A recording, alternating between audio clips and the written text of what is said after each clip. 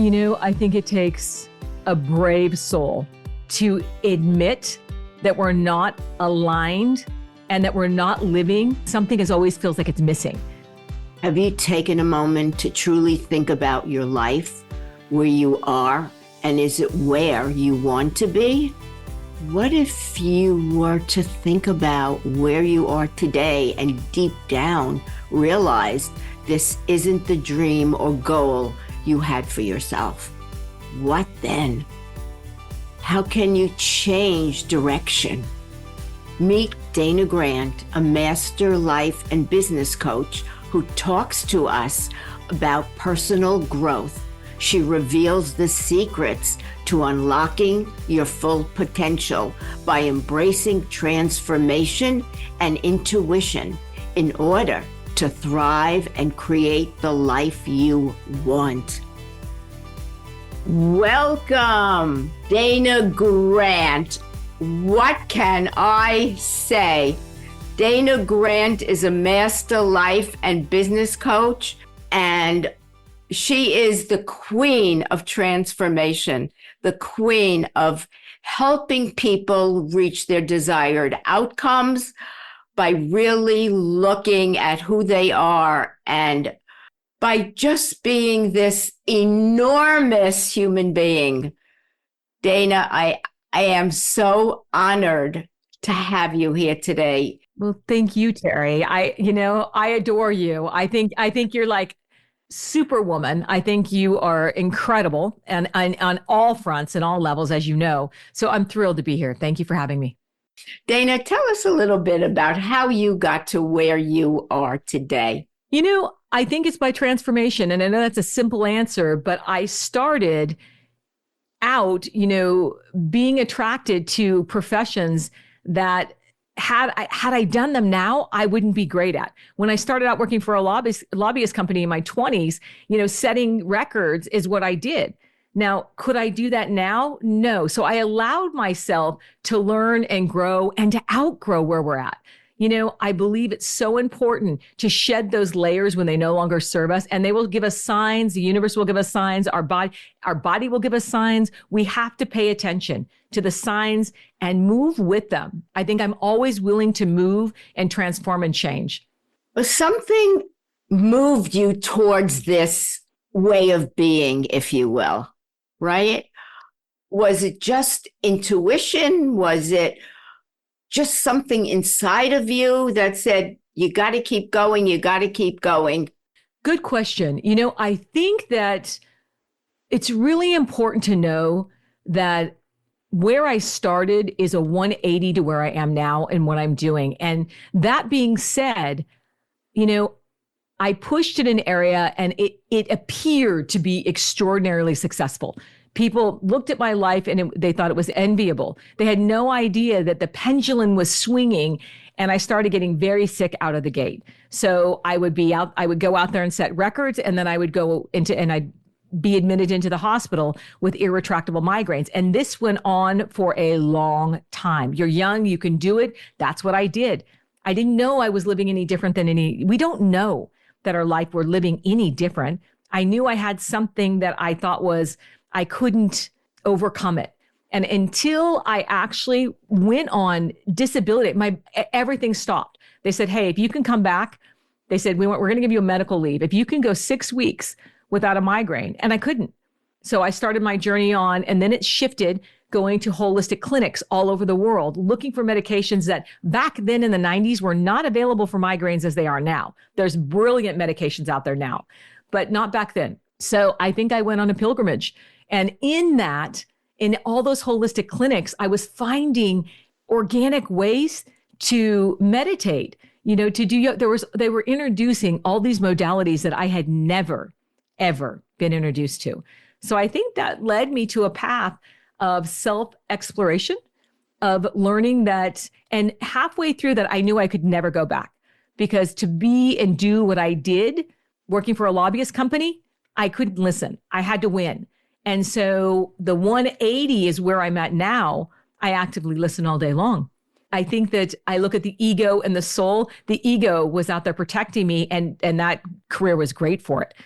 But I could no longer use that now. It would never work. I wonder how many people love the idea of transforming, of making changes, of becoming, and yet never, ever get there. I think it takes a brave soul to admit that we're not aligned and that we're not living. I look back and there was always, it's the first key is something always feels like it's missing. When the ego's out there protecting us, the ego versus the soul work, it's constantly contracting. We live out of a fear-based identity. And the soul just wants to expand. And now I live out of a love-based and a very, very present identity. I never lived in the present. I was constantly, in the bind of worry, doubt, and fear. And I was always looking, I had to identify that core wound, which was safety. So safety was what was driving me. There wasn't enough money in the world. I don't care how much I made, I made a lot. There was no safety there. Now I don't look, we've discussed this before. I don't look at my numbers. I'm always shocked and surprised at how much I attract because I stay very, very present, not linear, but I stay very in the moment. And I think we've discussed that I was born on Louise Hayes' birthday. And I use that mantra when I wake up in the morning. A lot of people wake up very early in the morning with a lot of anxiety. They're worried about the day, all the things they're doing the next day. Their week is so busy. And then they go into overload and overwhelm. I just simply take a deep breath and I say, all is well. All is well. Everything is exactly as it should be. All is well. It is such a beautiful place to be. It brings me totally centered into what I'm doing, where I'm at, and there's no spin out. If I'm living any other way, there's spin outs all over the place. I'm not ever in my power, and I need to be in my power all day long, from 3:00 on a.m. to, the end of my day. It's a long day. I've got to stay present.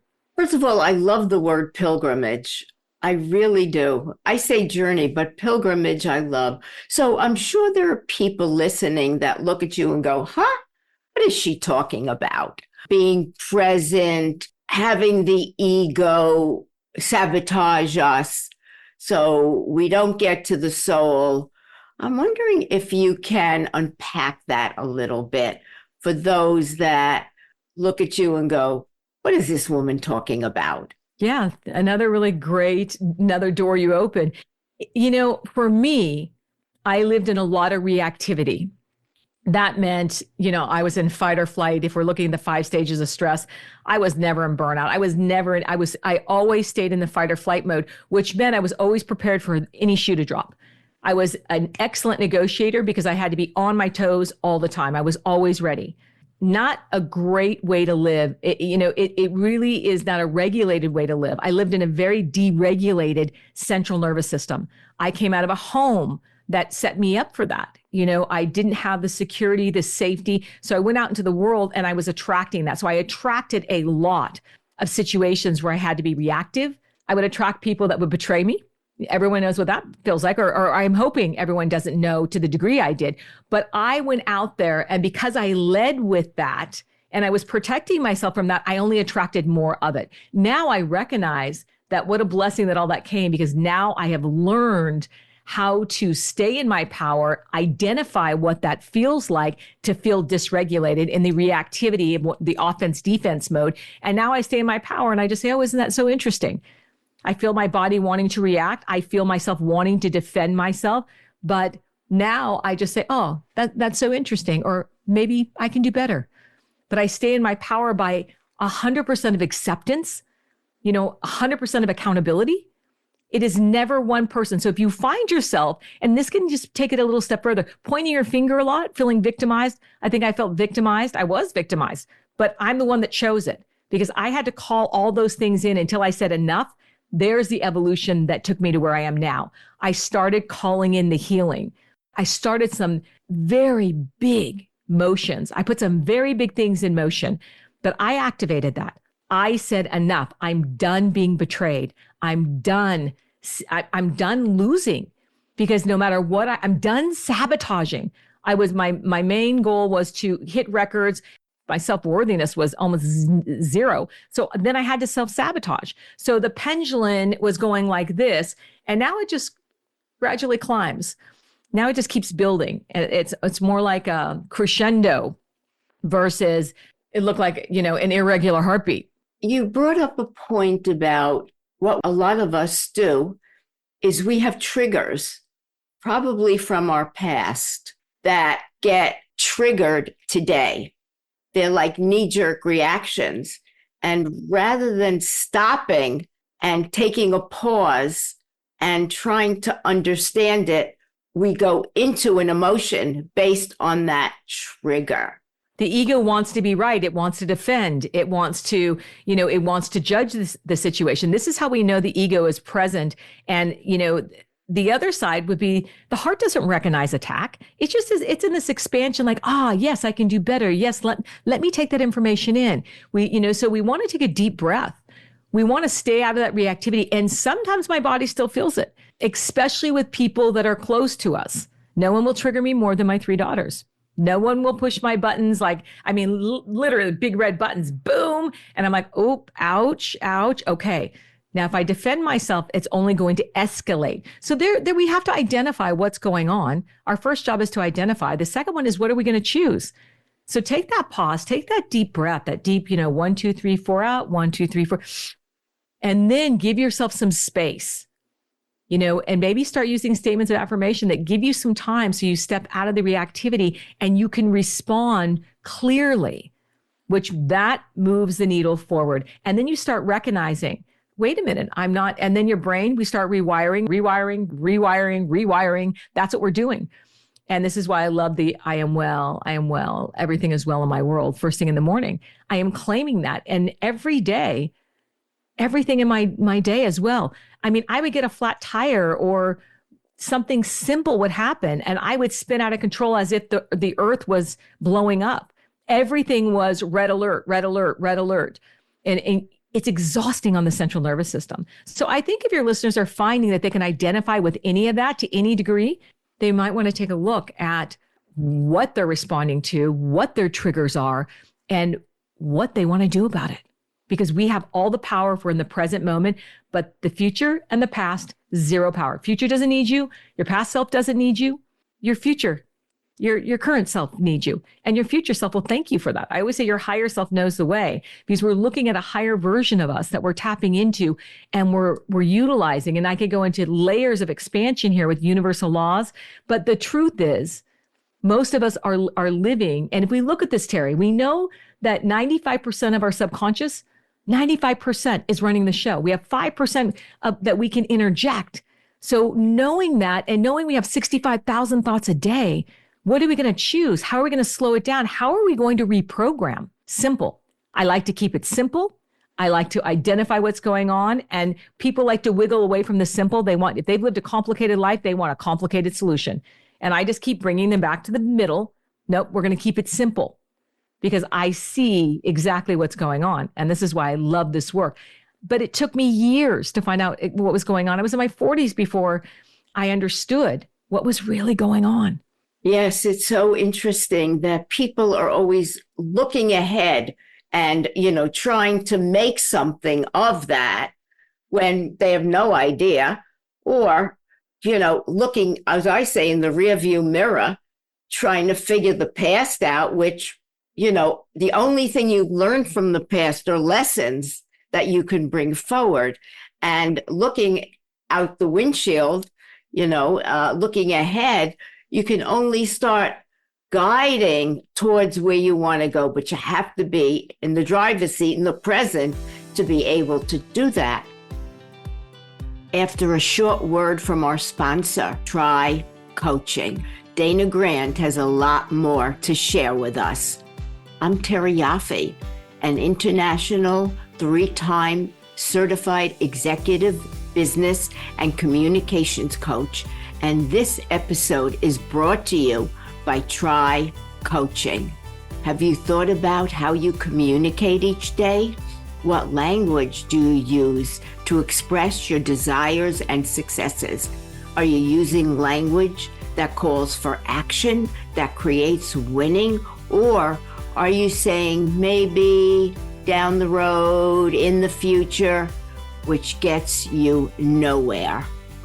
I have been coaching for over 21 years, helping folks like you go from never finishing the race to becoming a winner by succeeding in crossing that finish line every time.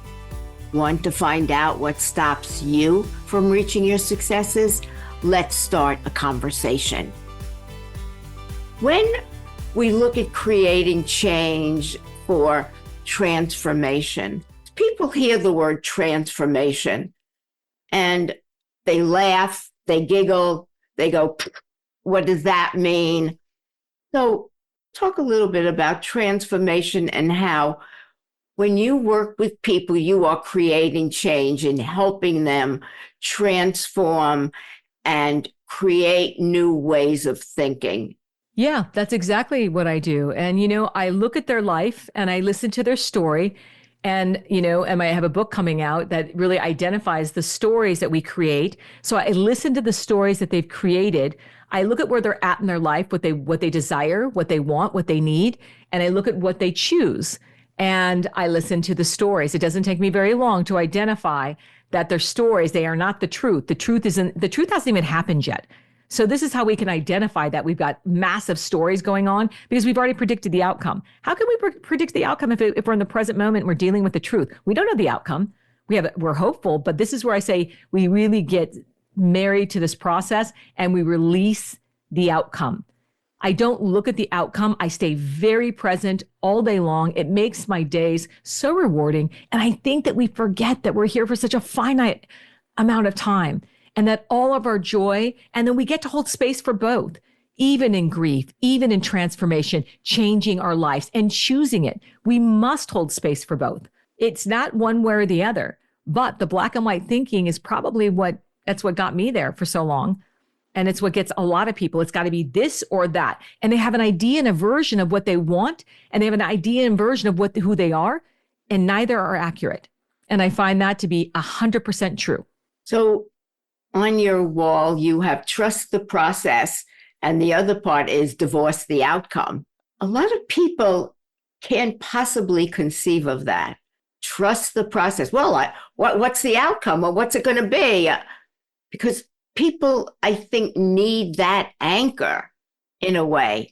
How can they start to trust the process and not pay attention really to the outcome? Trust the process, divorce the outcome.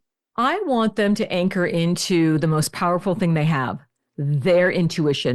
My job is to teach them how to trust their intuition because y'all got intuition. You don't need to be born with an extra gift. Yes, I get to go ahead and see, and then I come back and I dump the pieces out, and it's a brilliant process. I love it. I love what I do. But if I can teach them how to trust, how to stay in their faith with who they are, with their authentic self, and pull back the layers that they've had to layer up with armor in order to survive in the world. I want to know, are you in survival energy?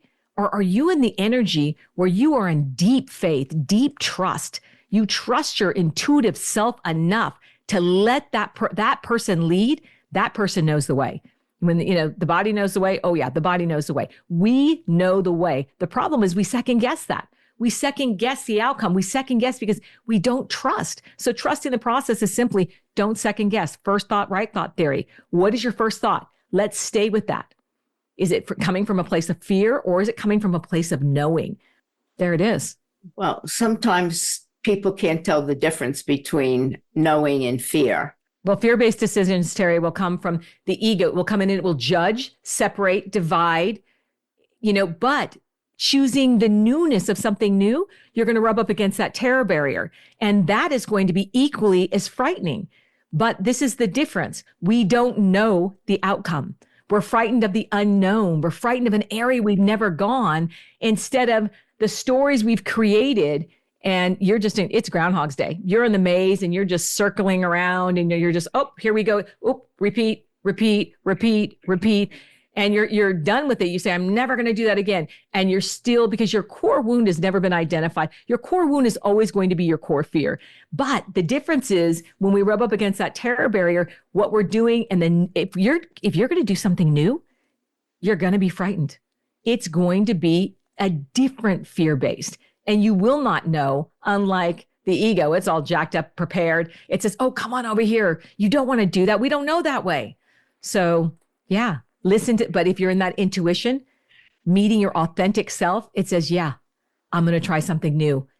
I know I'm going to be frightened. I know I'm going to be frightened, but I'm choosing it anyway because I'm frightened over here and I'm tired of being frightened and never getting the rewards, never getting the results. And if you want that needle to move, it's over here. It's never going to be on this side of the terror barrier. You're just going to be looping and looping and looping and looping. And you're so fed up. It triggers a lot of mass spending, addiction, a lot of things over there. It feeds a lot of avenues. The newness over here, what it feeds is excitement, adrenaline, expansion. That's how you know it's heart energy. It's expanding, it's growth.